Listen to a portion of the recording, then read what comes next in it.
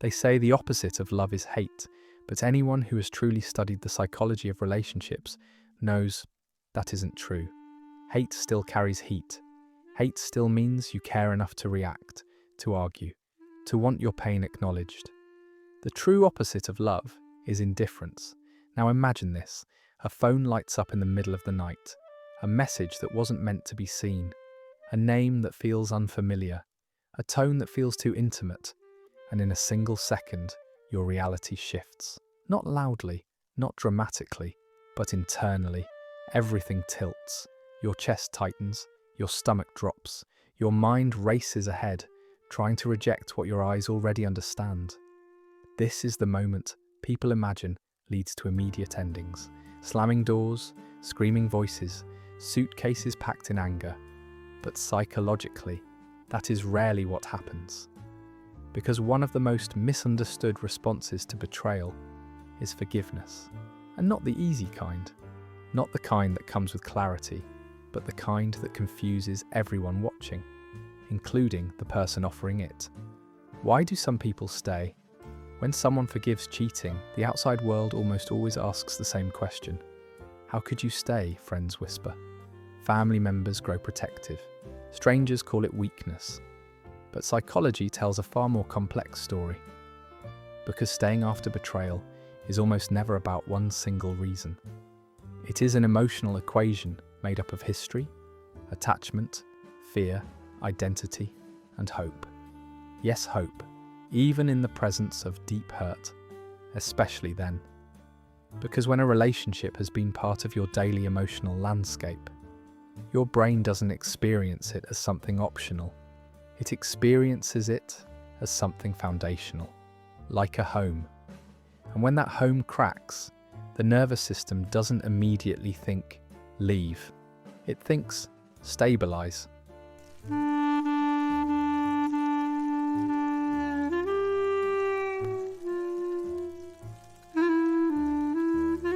The brain doesn't like losing its safe place. Here is something many people don't realize. The human brain is wired to preserve attachment, even when attachment hurts.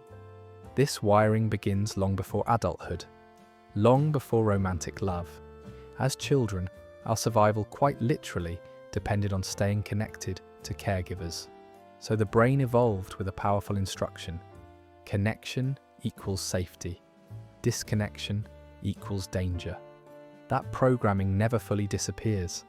It simply transfers onto romantic partners later in life, which is why betrayal can feel so psychologically disorienting. You are suddenly faced with two conflicting realities. The person who hurt you is also the person your nervous system associates with comfort. So instead of clean anger, you often feel emotional whiplash. Love, shock, grief, longing, disbelief, all coexisting in the same body. And when emotions conflict like this, the brain searches for the fastest way to reduce internal chaos. Sometimes that way is forgiveness. Not because the pain is small, but because the bond is big. Forgiveness isn't always a decision. Sometimes it's a reflex. Many people imagine forgiveness as a thoughtful, rational choice, but in the early stages of betrayal, it is often something far more automatic, a protective reflex. Because the alternative, accepting that the relationship might truly end, can feel psychologically overwhelming. So the mind begins negotiating. You might hear thoughts like, maybe it didn't mean anything. Maybe it was a mistake. Maybe we can fix this. Maybe love is stronger than one bad decision. This is not stupidity. This is the brain attempting to regulate emotional shock. Psychologists sometimes compare this stage to the first response after physical injury. Before you even assess the damage, your body tries to stop the bleeding. Forgiveness in these moments can function the same way, an attempt to preserve emotional stability. Love does not turn off on command. One of the cruelest myths about betrayal is the idea that love should immediately disappear once trust is broken. But emotions do not obey logic. You cannot flip love off like a switch, especially if that love has been built over years of shared memories, inside jokes, Hard seasons survived together, dreams spoken out loud in the dark. The brain stores these experiences deeply. So when betrayal enters the picture, it doesn't erase the past. Instead, the mind holds two truths at once. I am hurt. I still love them. And that psychological tension can be almost unbearable. Forgiveness often emerges as the bridge between those two realities. A way of saying, I don't know how to stop loving you, but I also don't know how to carry this pain.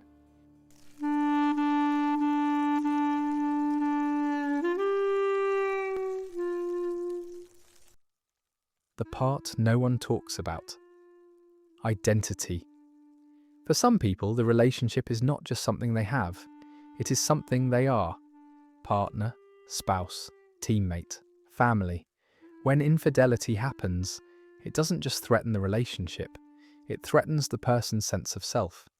Because leaving might mean more than heartbreak. It might mean rebuilding an entire identity, a different home, different routines, different future.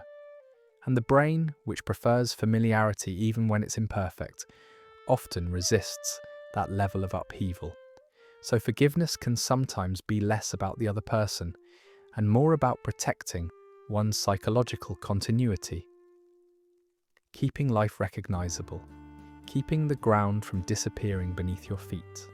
Trauma bonds. When pain and love get wired together, there is another powerful force that can make forgiveness feel almost inevitable. It's something psychologists call trauma bonding. This happens when periods of hurt are followed by moments of intense closeness. Apologies, tears, promises, emotional vulnerability. The brain, flooded with relief after distress, strengthens the attachment instead of weakening it.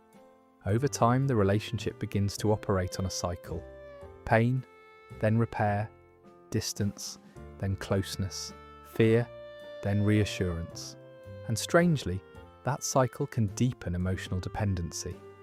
Not because the person enjoys suffering, but because the reconciliation feels so powerful, so meaningful, so hard-won. From the outside, people ask, why don't you just leave? But inside the bond, it rarely feels that simple.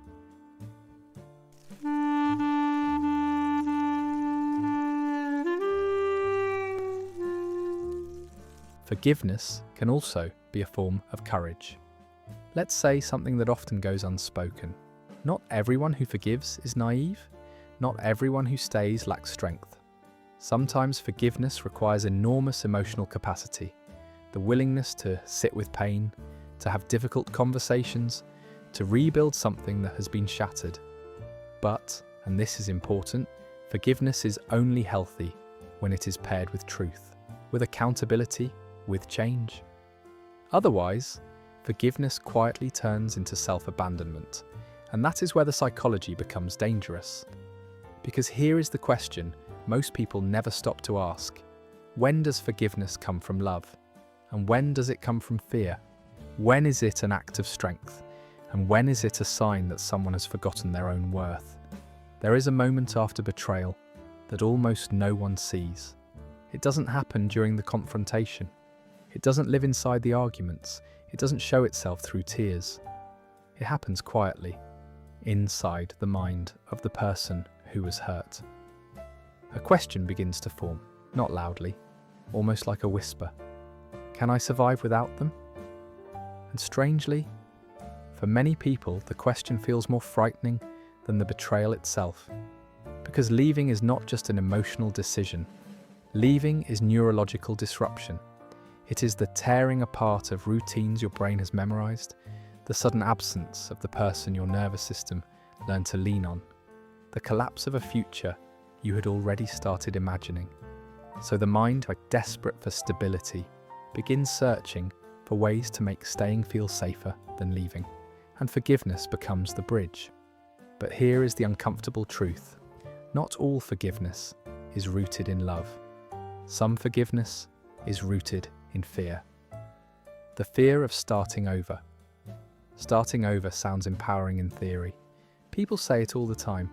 You deserve better. Just move on. There are plenty of people out there, but the brain does not experience starting over as an exciting adventure.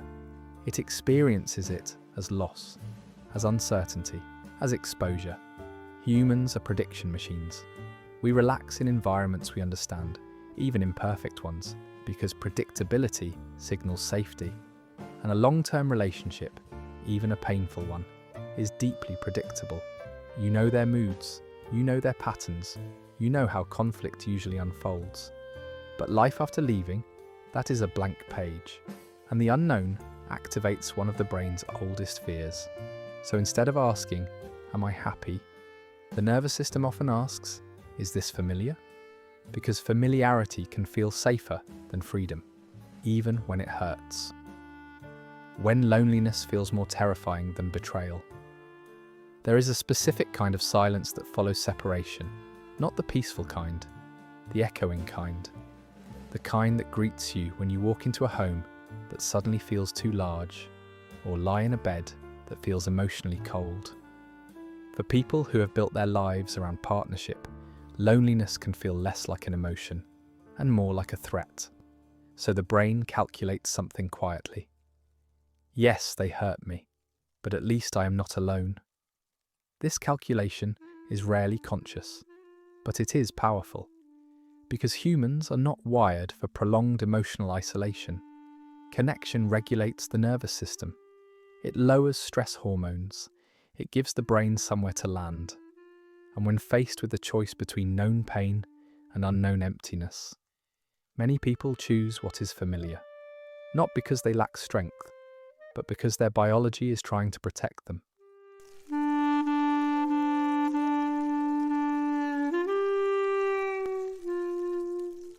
Attachment styles, the invisible script. To understand why some people forgive again and again, we have to talk about attachment. Attachment styles are emotional blueprints formed early in life. They shape how we love, how we argue, how we tolerate pain, and what we believe we deserve. Someone with a secure attachment may see betrayal as a boundary violation. Painful, but clarifying. They are more likely to think, "I deserve consistency." But someone with an anxious attachment often experiences relationships very differently. For them, love is intertwined with fear of abandonment. So when betrayal happens, their primary panic is not anger, it is loss. Their nervous system doesn't shout, "How could you?" It whispers, "Please don't leave me." And that fear can override self-protection. Forgiveness becomes a strategy to restore closeness, even if the closeness is fragile, even if trust has cracks. The bargain the mind makes. After infidelity, many people enter a quiet psychological negotiation. You might hear it in thoughts like, "If they change, we can be stronger." Every relationship struggles. At least they were honest eventually. Maybe this is our rock bottom. Hope is powerful, sometimes beautifully so. But hope can also blur reality, because the brain prefers a painful story with a hopeful ending over a painful story that simply ends. So it begins editing the narrative, highlighting remorse, minimizing patterns, explaining away red flags, not out of denial, but out of emotional survival. Because accepting that the relationship may no longer be safe is a grief many people are not ready to hold. When empathy becomes self-abandonment, people who forgive deeply are often highly empathetic. They don't just see the betrayal, they see the wounded parts of the person who betrayed them. The childhood trauma, the insecurity, the fear, the regret. And empathy is a beautiful human capacity. But without boundaries, empathy can quietly turn into self-erasure. You begin understanding their pain while ignoring your own. You begin comforting the person who broke your heart, while your own heartbreak waits unattended. And over time, something subtle happens. The question shifts from, "Why did you hurt me?" to "How can I help you heal so this doesn't happen again?" Do you hear the difference? One protects the self, the other abandons it.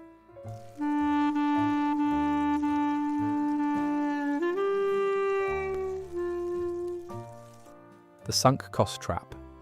There is another psychological force that keeps people forgiving when they're already exhausted. It's called the sunk cost fallacy.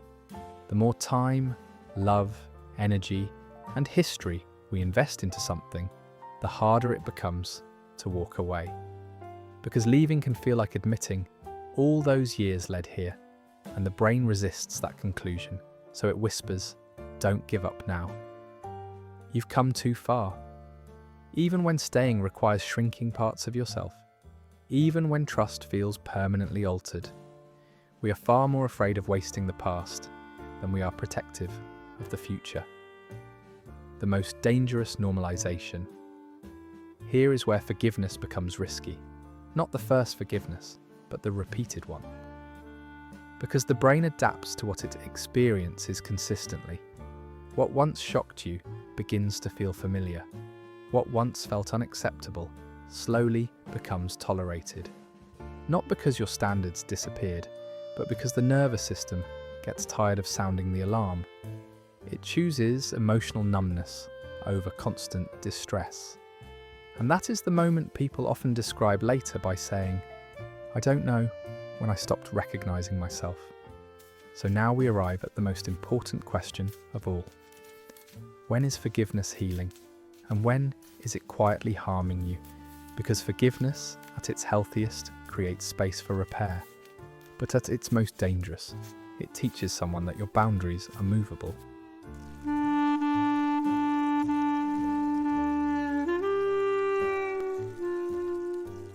There is a quiet moment that many people who forgive betrayal remember years later. Not the moment they discovered the cheating, not even the moment they chose to stay, but a smaller moment, almost invisible, the moment they realized they had started abandoning parts of themselves just to keep the relationship alive. Maybe it looked like swallowing questions you once would have asked, pretending something didn't bother you, laughing when your chest actually felt tight, telling friends, "We're doing better now," while something inside you whispered, "Are we?" This is the danger no one talks about. Forgiveness can heal a relationship, but it can also slowly erase the person offering it. And the line between those two outcomes is thinner than most people realize. Forgiveness is only healthy when it is reciprocated by change. Let's make something very clear. Forgiveness alone does not rebuild trust. Change does, consistency does, accountability does, because trust is not repaired by words, it is repaired by patterns. And this is where many people get trapped. They forgive quickly, while the other person changes slowly, or not at all. At first, patience feels noble, understanding feels mature, but over time, patience without progress becomes quiet suffering. A relationship cannot heal if only one nervous system is doing the emotional labor. Love was never meant to be carried alone. The body always knows. Here is something psychology confirms again and again. Even when the mind tries to move forward, the body remembers. You may notice it in subtle ways. A delayed reply that suddenly makes your heart race. A phone turned face down that tightens your stomach. A change in tone that your nervous system registers before your thoughts do. This is not you being dramatic. This is your survival system staying alert. Because once trust is broken, the brain updates its prediction model. It begins scanning for danger, not to torture you, but to protect you from being blindsided again. So if you constantly feel on edge, if relaxation feels just out of reach, it may not mean you fail to forgive. It may mean your body is asking a very wise question. Am I truly safe here? And that question deserves honesty, not suppression.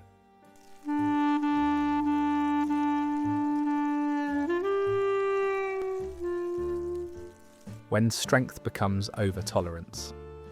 Strong people are often praised for their capacity to endure, to understand, to give second chances, to see the good in others. But strength has a shadow side. It can quietly turn into over-tolerance. The ability to survive situations you were never meant to remain in. Some people stay not because they're weak, but because they're extraordinarily resilient. They adapt, they rationalize, they carry more than most. Until one day, they look back and wonder why no one told them that strength also includes knowing when something is too heavy to hold. You're allowed to be compassionate, but you're also allowed to have limits. The moment self-respect wakes up. For many who forgive repeatedly, there comes a turning point. Not loud, not dramatic, just a quiet internal awakening. A realization that sounds something like, I cannot keep shrinking to make this work. Self-respect rarely storms into your life. It arrives calmly, and once it arrives, it becomes very hard to ignore. You begin noticing the imbalance, the emotional asymmetry, the way your forgiveness was expected, but your pain was inconvenient. And something inside you starts leaning toward yourself again, not selfishly, but instinctively, like a plant finally turning towards sunlight after too many days in the shade. Forgiveness does not always mean staying. This is one of the most misunderstood truths in relationships. You can forgive someone and still decide they no longer have access to your life. Forgiveness is about releasing the poison of resentment. It is not a contract that requires your continued presence. Sometimes the healthiest forgiveness sounds like this. I release what happened, but I also release this relationship. Because closure does not always come from reconciliation. Sometimes closure comes from choosing peace over proximity, and walking away is not proof that love was absent. Often, it is proof that self-love has finally entered the room. Why some people only understand years later. There is a particular kind of grief that shows up long after the relationship ends. Not grief for the other person, but grief for the version of yourself that stayed silent. The boundaries you didn't set, the intuition you overrode, the needs you minimized. But listen carefully. Do not confuse delayed awareness with failure. It is growth. You understood what you could with the emotional tools you had at the time. And awareness often arrives only after distance. Be gentle with the past version of you. They were doing their best to survive what their heart wasn't ready to lose. Love should feel like expansion. Here is a simple psychological compass you can carry forward. Healthy love expands your life. It does not require you to become smaller. It makes you feel more like yourself, not less. More expressed, more relaxed, more emotionally safe. Yes, every relationship asks for compromise. But compromise should never cost you your core identity. If you constantly feel like you must edit who you are, dim your voice, monitor your needs, or silence your instincts, that is not love asking for flexibility. That is your nervous system adapting to survive, and love was never meant to feel like survival. If you are the one who forgave, hear this clearly. Forgiving someone does not make you naive. It means your heart knows how to remain open even after pain. That is not weakness, that is emotional depth. But depth needs direction. Your compassion must include you. Your understanding must protect you too. Because the goal of love is not just to keep a relationship alive. The goal is to keep you alive inside it.